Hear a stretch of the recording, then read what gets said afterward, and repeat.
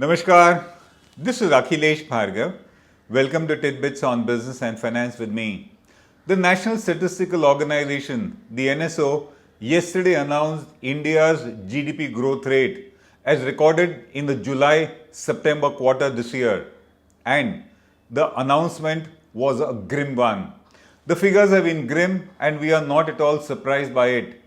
All the trends indicated a further deceleration in India's growth rate. The quarter saw a GDP growth rate of a mere 4.5%. It was 5% in the earlier quarter and it has fallen further.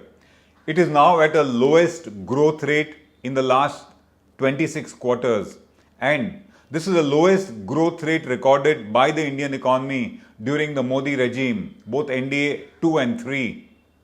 The nominal growth rate also fell further to 6.1%, and that is a two-decade low. Despite India having a very favorable monsoon, agricultural growth was just 2.1%. That shows continued stress in the agri sector. The government has been battling, seeking to revive the growth, and its primary tool at the moment is been spending.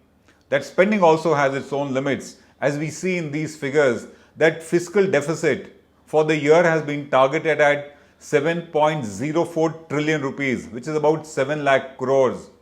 India has already outspent itself till October 2019. The fiscal deficit recorded has been 7.2 lakh crores as against the annual figure of 7.04 lakh crores. So the government also probably is going to lose steam in its ability to spend our way out of the slowdown. Corporate performance remains dismal. Factory output has been falling, manufacturing output has been falling, core sector growth has come down. Consumption and investments both continue to be in a languishing state. The rupee has fallen by 12 paise after this was announced, and it might even fall further against the dollar. The Sensex went down by 336 points yesterday, and we would expect it to go down further when the markets open on Monday. As we said, this was not really very surprising.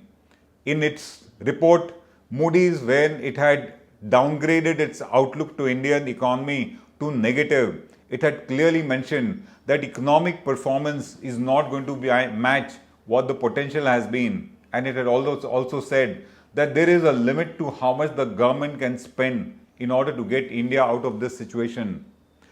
Nomura had actually predicted that the growth rate will be 4.3%. This is a little better than that.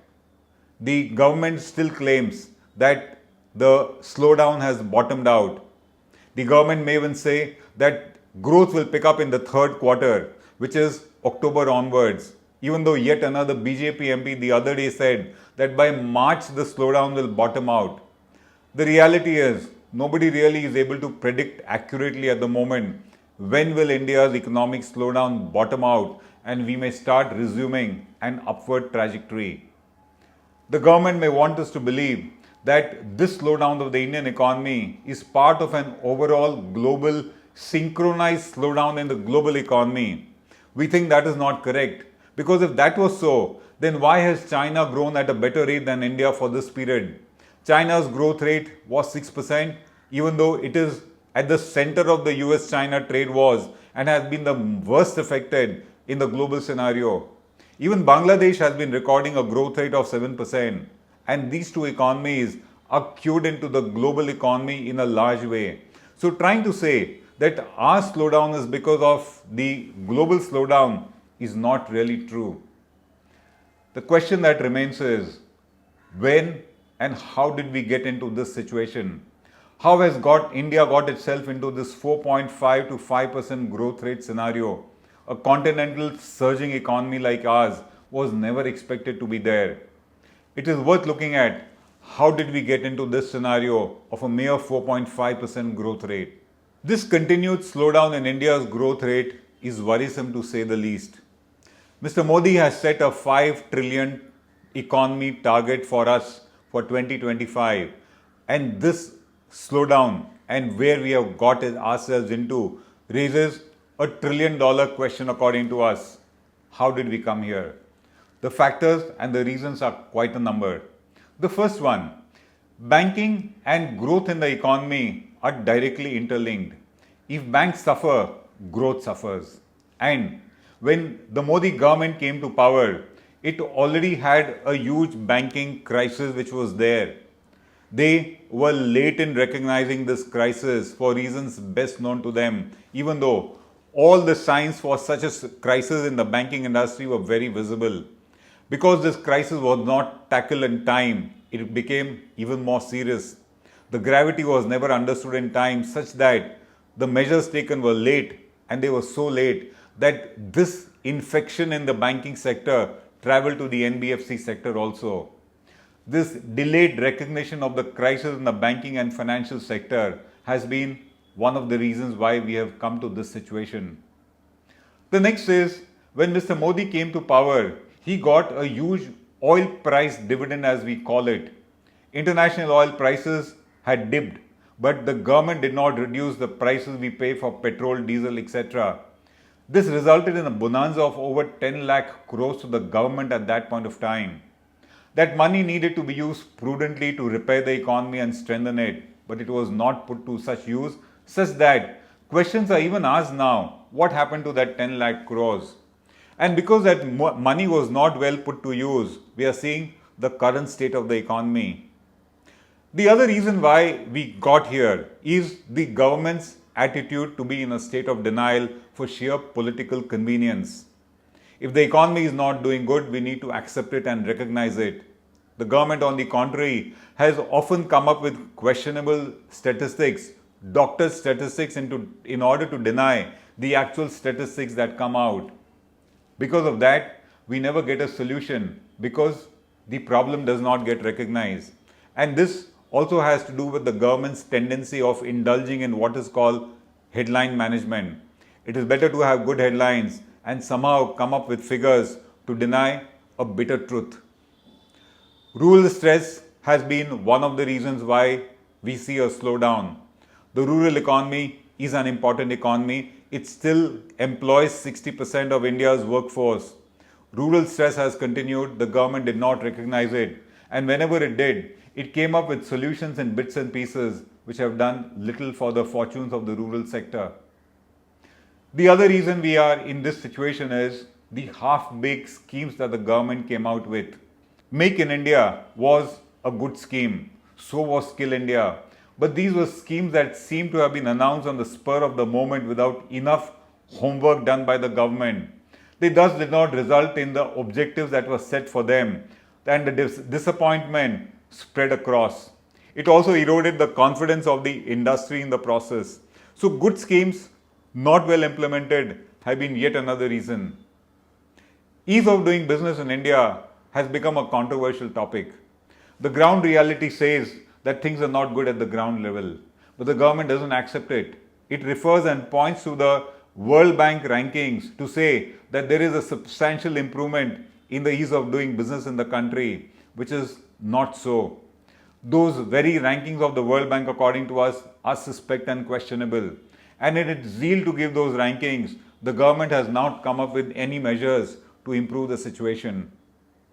One factor which has contributed in this ease of doing business being adverse has been India's slow, expensive and uncertain judiciary. Many an enterprise has faced its Waterloo because of the judiciary's slow-moving, slow pace of judgments, and in that process, contracts never get honored.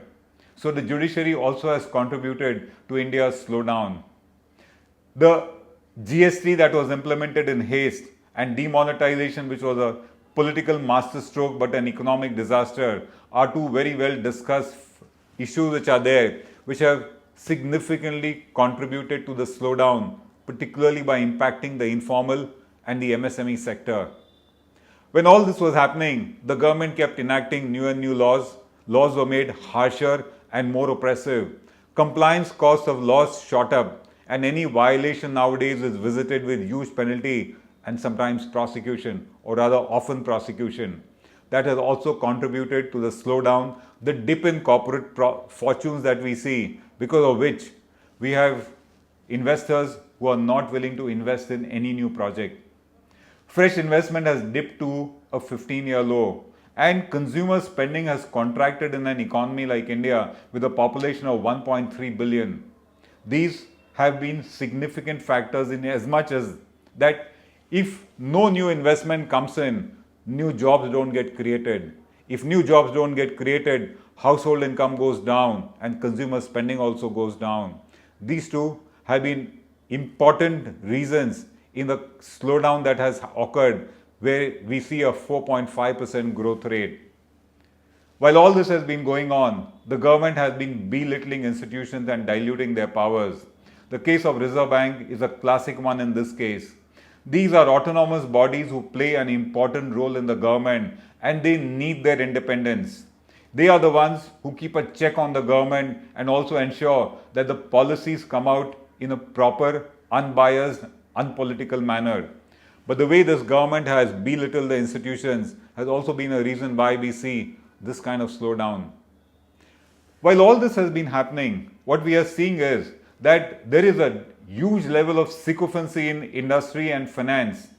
The top industrialists are not ones today who want to correct the government. They indulge in sycophancy. Even if things are going wrong, you will see senior bankers saying all seems to be good.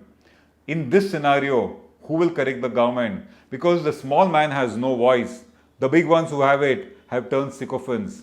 They've turned such sycophants that the other day, two senior bankers who happen to be chairmen of two prominent banks in India, they were mentioning that they are seeing green shoots of recovery already. None of us see the green shoots of recovery, and these statistics of a 4.5% growth rate point to the fact that the green shoots are far away. But it is this kind of a sycophancy which ensures that the government gets away with whatever it does. So, we are seeing a situation where there is a slowdown. None of us know when it will bottom out. Let's not fool ourselves by saying that it is linked to the global slowdown and that is responsible for it. That is a wrong statement. What we need is proper measures. But you take proper measures only when a diagnosis is done of the larger problem. When the government keeps coming up with piecemeal measures, the solution only gets delayed. And so, you will see a further slowdown in the Indian economy. This is Akhilesh Bhargav signing off till we meet again. Namaskar. Now be the first to know about the latest updates on our new news app. Go on your Android or iOS, search for HW News Network. Download our app, choose the language you prefer to get updates in, and be up to date with the latest news.